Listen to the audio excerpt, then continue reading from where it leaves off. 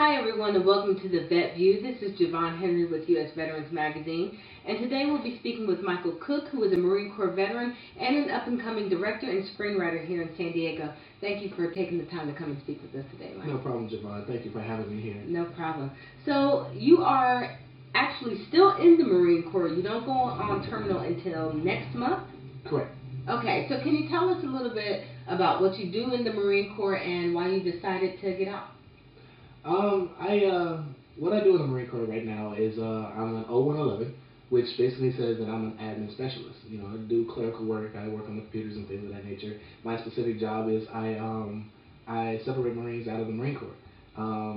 I like to say that I kick them out, you know, because in most cases that come across my desk are, not so favorable outcomes, you know, and they're the most likely Marines who have had problems during training and they're getting out medically because, you know, their bodies just couldn't hold up. So that's pretty much what I do in the Marine Corps.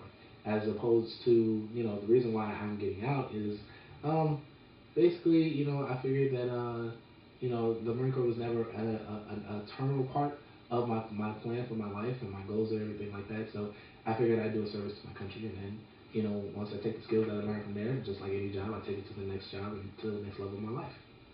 All right.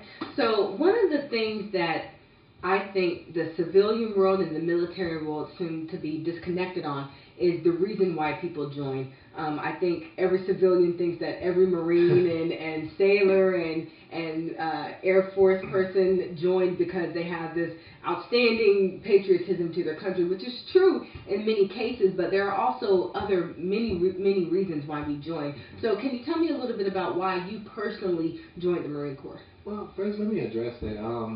Initially, I didn't become a patriot of the United States up until after I joined the Marine Corps. The Marine Corps, you know, boot camp, it really infused that in you. It becomes a part of your being. You know, they break you down from what you know and they rebuild you. So at that point, yes, I can say that I was a patriot. But before that, when I joined, I was one of the last people you would ever think to join the military. I was always opposed joining the military. I was a college kid. I wasn't necessarily spoiled, but, you know, I was always saying, hey, I don't want to join. But certain circumstances came along in my life to where it made it necessary. Like, it's a tough topic. At the time that I joined, I was at a very low point in my life. At the time, I was dating this girl. She was for about 8 months, and she had 2 kids. Now, I know the whole thing, you know, was like, don't date them if they got kids and that whole thing, but, you know, I like kids, not in a creepy way, but, you know what I'm saying, I like kids. And, you know, I grew very attached to her youngest son. And, you know, in my eyes, that was my son. Like, there was nothing nobody else could tell me. He was my boy. You know, there was nothing I wouldn't do for that kid. 8 months down the line, and she started to change. And come to find out that I was actually a filler in her relationship because she was waiting on her baby's father to get out of jail and to raise a little boy. There was just one problem: me. I couldn't be there, and he couldn't be there at the same time, so I was easily dismissed. Heartbroken and confused, literally. The whole ordeal has left me outside in the cold under street light. You know, so not knowing what to do with myself, I continued to do what I knew to do, and that was just work. You know, I tried, but I couldn't keep my focus. So eventually, I got laid off of both jobs that I was working. You know, it was a third shift job and a first shift job back to back, and I got laid off of both jobs, and I couldn't find work anywhere. This is right around the time the economy started to go down. So I was faced with 2 options as far as I could see at the time. You know, I couldn't wrap my head around my emotions, and, you know, I couldn't I didn't know which way was up. So the 2 choices that I could see, I could either kill myself or I could run the streets. And I didn't want to run the streets because it's a very stereotypical black cliche, and I've been fighting stereotypes and black cliches since I can remember. So I did not want to do that. So the only other option then, therefore, was for me to kill myself. But I wasn't, I want to say, strong enough or weak enough. I don't know what the correct terminology for that is, but I couldn't do it. So, you know, me being me, I thought of the best way for me to do it was to join the military, become infantry, be on the front lines, be the first person to get shot, and the job is done. That initially was the reason why I joined. But in the middle of processing, I regained my sanity and realized that, what I'm doing is actually kind of serious. So instead of infantry, I joined the 0111 thinking I could do legal, trying to elevate, because I've always had an interest in legal work. So try to elevate myself through that way. And that was pretty much how I ended up in the Marine Corps. So, do you think that you can say, looking back and seeing the reason why you joined and where you are now as you're preparing to leave the Marine Corps, do you think that you could say that the Marine Corps and your military service saved your life? Without hesitation. If it had not been for the Marine Corps, I probably would not be sitting here talking to you right now. I probably would have ended up eventually either in jail or dead, if not both. That's amazing. So let's move into lighter territory. So you're approaching your end date for the Marine Corps, and now as you've been in the Marine Corps and even before the Marine Corps, you've been a film writer and a director, and you actually burst onto the scene in 2011 with your very first documentary, which was filmed on location in Okinawa, Japan, called Love, What Does It Look Like? So can you rewind a little bit and tell me about where your love for film originated from? Okay, my love for film blossomed when, back in my sophomore year in high school, when my best friend and I, we used to do as a hobby, create animated music videos. And basically what we did, we took some of our favorite clips from some of our favorite animes, paired it with a couple of musics, trying to get the timing right and everything, transitions and everything, trying to make sure that everything is copacetic and cool, and finalize it. And the end result was always amazing. Like, we worked so hard to make sure every rise and fall in the music matched the action sequences that was on the screen. So it was a lot of work, but it was a lot of fun, and we enjoyed seeing the end result. So, that was a lot of fun, and it became a hobby. And then his father became my first mentor. He started showing me what a good script was and what it takes to make a decent story that could possibly make the silver screen. And then he showed me other movies that he actually equated with that. Interview with a Vampire, and Equilibrium, the Matrix trilogy. Those were really groundbreaking movies at the time. And I saw that, and as he broke it down, the lighting, the camera angles, and just the overall script, and he showed me a sample of a script, and I could literally see what was going on through the words, just the words, no visualization, just the words.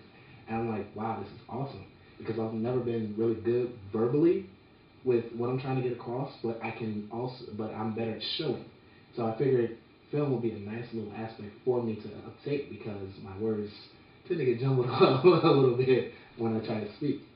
That's good. So one of the things that you showed through your filmmaking was, like I said, the documentary that you did in Okinawa, Japan, called Love, What Does It Look Like? What made you want to do a documentary about love and make that your premiere to the world? Okay. Initially, and at my core, I'm a philosopher. I enjoy seeking knowledge and spreading the knowledge that, I learn with other people, because, as human beings, I believe that it is our job to pass on whatever knowledge that we have to the younger generations, to the older generations, because there are things that I know that you don't, and things that you know that I don't, but that's how we grow as a people. So, I hate to be redundant, but the idea for the film actually came about when I was talking to a girl. So it's kind of messed up. But yeah, it's like a trend. It is. It's kind of messed up. But we were talking, and eventually our conversation got to the point where she asked me. She was like, "Okay, how would you know if somebody was in love with you? Or better yet, how would you know if you were in love with that person? Like, what exactly does that look like? What is it?" I couldn't answer the question, and thusly the conversation ended. So, I set out, it was really intriguing, and I've never been asked a question before, and I decided to take my love for philosophy and pair it with my love for filmmaking, put it together, and that's how I came up with the idea. And so I filmed different people. It was primarily military personnel, because that was all I was around in Okinawa. And I tried to get their take. Older couples, newer couples, Even lesbian and gay couples, because no matter who you are, who you're in love with, love is love. Right. So just trying to get the outtake on it, and then that was a documentary. And as I remember, it was an amazing documentary because you actually led up to the release of the film with a trailer that you posted on Facebook. Yeah. Everyone who was actually included in the documentary was tagged, and so there was a lot of waiting and a lot of anticipation that came before the beginning of the film, and you did a really great job on that. So, can you tell me a little bit about your current projects, what you're currently doing here in San Diego as you prepare to get out of the military? I know that you've basically just been doing your filming on a part-time basis because you're working throughout the week. So, what have you been working on those weekends and those weeknights? Well, I like to think of myself as Peter Parker at this point. I've kind of been like freelancing different places. I've been slowly and steadily getting into the fashion world. I've been working with industries like DHP photography, who really got me into photographing and filming models and fashion shows and things of that nature. And then as things progressed, I started working with Ron Morales Photography. And Ron, great guy, he actually took me under his wing. He's become my photography mentor. He's teaching me everything that I need to know about cameras and taking control of your shoot and things of that nature. And basically what I do is I shoot the behind the scenes of what goes on at a model shoot. We tend to see in the magazines and online and things of that nature, all these models who are so beautiful and so well put together and things of that nature, that people fail to realize that a lot of work goes into these pictures. And there's a lot of post-production that happens there. So, my job is to expose that. Well, not necessarily expose it because it has a negative connotation to it, but to just show that, it's a lot more to it than just simply point and shoot. Right. I've heard it somewhere, I don't know where it was, but a mentor or somebody, a coach was telling the model, if it doesn't hurt, you're not doing it right. So you're smiling. So yeah. So and again, so people fail to realize that, and so that's my job. I go behind the scenes, different places, and I shoot what goes on, and then I take that footage that I got and I mix it down and put some music behind it, and deliver a final product. So models can have it for their portfolios. Hey, I've done this. I work with this person. I know how to take direction well, and I can do my own makeup if need be. Where they come fully prepared in a video portfolio, saying, "Hey, this is my capabilities. What do you have?" Right. So. And that's actually a really great product to have for a model. A video portfolio is actually not as common as you would think, and so that's a great thing to set a model apart and help her get a job. So, can you tell me a little bit about any projects that you have coming up, anything in the pipeline that we should be looking out for? Actually, yes, there are a couple things that I am working on as an individual. I am currently acting. Sorry, I'm currently looking for actors and actresses. I have a finished play. It's called Life, Love, and Pursuit of Holiness. It's basically about a girl who suffers a major tragedy. She loses her best friend, and upon losing her best friend, she makes a promise to that friend and saying that she's going to live her life in a different way, because ultimately she sees that the way they were living is only going to get them killed. So she struggles between the choice to where she can either live her life one way or continue on what she knows. And the play is basically about her battle and her choice. My next project is called On the Brink. And basically, this project is really near and dear to my heart. Is actually inspired by some true life events that happened to me per se. And basically, we all hear about heartbreak and how women go through this and men treat them so bogus and things of that nature, but we never really hear the man side of the story. You know what I'm saying? I wanted to show that guys can go through heartbreak and go through it so severely that it could literally destroy them emotionally too. There's a cycle that happens. A guy does something wrong to a girl, who turns her into something bad. She does something wrong to the guy, and then it's a vicious cycle. Right. And I just really wanted to show that guys, we get hurt too. Mm-hmm. We're not. I mean, we put on the front like we're always strong, but we got hearts too. There's something in here somewhere. So, and then also there's one more play that I'm working on. It's called The Gift. And I'm not going to say too much about that because I'm trying to keep that one secret. But it's basically, It's a Wonderful Life with a twist. So we just got to keep our ears to the street for that. Definitely. Okay, very well. Challenge accepted. All right, so we know that, like we said before, you're going to be getting out of the Marine Corps next month. So what are you planning to do from there? Are you going to be staying here in San Diego, or are you going to be moving to LA where there's more of a film industry, or what's next for you? After I get out, typically I'm going to go home and visit some family, visit some friends, people that I haven't seen in a while. But after I return, I plan on staying in the local area, most likely going up to LA. I got a couple of schools in mind, that I'm looking at, and trying to decide between, to see where I'm going to go. And, but I do plan on commuting between LA and San Diego because my start was here. I feel like kind of like a responsibility. Like this is where I got my start. This is where all my groundwork was laid. Mm-hmm. So I would be remiss if I didn't travel from LA. It's a long commute, I know, but if I wouldn't travel from LA to San Diego and back again, if I'm not doing that kind of work and showing that kind of dedication and not willing to sacrifice at least a drive, then I really don't want it. So I'll be in the San Diego, LA County. Good deal.